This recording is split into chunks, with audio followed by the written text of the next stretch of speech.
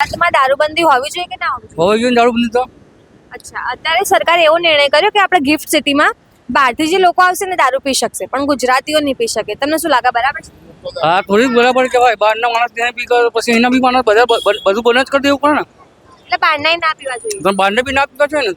ગુજરાતી ના પીએ તો બધાને તને મહિલા બહેલા હોય તો બધા કમાઈ આવો ને દારૂ વાળા પછી બધા લઈ જાય એના રૂપિયા. તો ભાઈ બહારનું બી બંધ હોવું જોઈએ ને. અને ગુજરાતમાં તે દારૂબંધી બરાબર લાગુ થઈ રહી છે? બધી જગ્યાએ ચાલુ છે, બધી જગ્યાએ રિશ્વત લેસ છે અત્યારે. બધી પોલીસ સાથે બધા રિશ્વત લેસ છે અત્યારે. એવું કોઈ નથી કે રિશ્વત નથી, પોલીસ વાળા બધા રિશ્વત લેસ છે અત્યારે. ને બધી જગ્યાએ ચાલુ છે અત્યારે, ખાનગી બી ચાલુ છે અત્યારે.